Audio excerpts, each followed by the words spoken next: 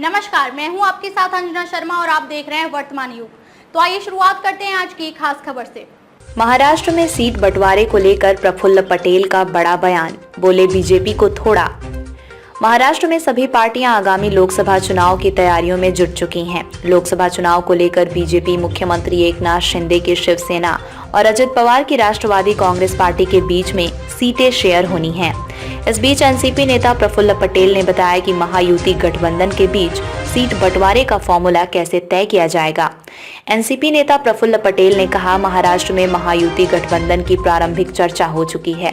तीनों पार्टियों में समन्वय के साथ आने वाले दिनों में हम सीट बंटवारे का फॉर्मूला बनाएंगे।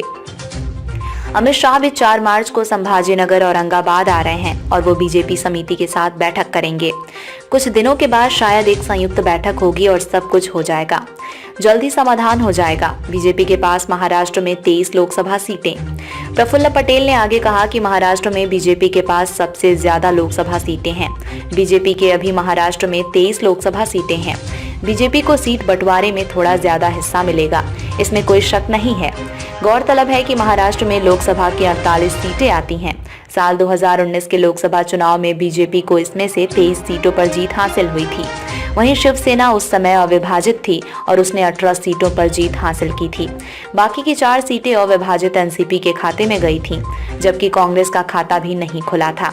महाराष्ट्र में लोकसभा की 48 सीटें हैं। इनमें से बीजेपी ने 2019 में 23 सीटें जीती थीं, जबकि अविभाजित शिवसेना ने 18 सीटें जीती थीं और बाकी 4 सीटें अविभाजित एनसीपी ने अपने नाम की थीं, जबकि कांग्रेस यहां खाता भी नहीं खोल पाई। वहीं मुंबई की बात करें तो यहां की 6 में से 3 सीट बीजेपी, 2 एकनाथ शिंदे के गुट वाली शिवसेना और 1 शिवसेना यूबीटी के पास है। विरोधी पार्टियों में हुई टूट तो मजबूत हुआ एनडीए गठबंधन। उधर शिवसेना में विभाजन के बाद सीटें एकनाथ शिंदे और उद्धव ठाकरे गुट में बंट गई हैं और शिवसेना में विभाजन के बाद भी एनडीए मजबूत स्थिति में है, क्योंकि इस चुनाव में शिवसेना के साथ ही एनसीपी का भी एक धड़ा उसके साथ है, जिसका नेतृत्व डिप्टी सीएम अजित पवार कर रहे हैं। तीनों ही पार्टियों का अलग अलग क्षेत्र में दबदबा है। इसके अलावा कांग्रेस के भी 3 बड़े नेता देश की सबसे पुरानी पार्टी का दामन छोड़कर एनडीए के अलग अलग दलों में शामिल हो गए हैं।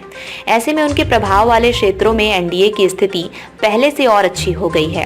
इस स्थिति में एनडीए को पिछले चुनाव की अपेक्षा ज्यादा सीट जीतने का भरोसा है।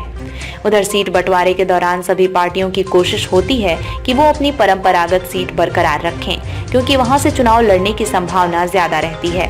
वहीं पार्टी के जीतने की क्षमता के साथ ही उम्मीदवारों के जीतने की क्षमता को भी ध्यान में रखा जाता है।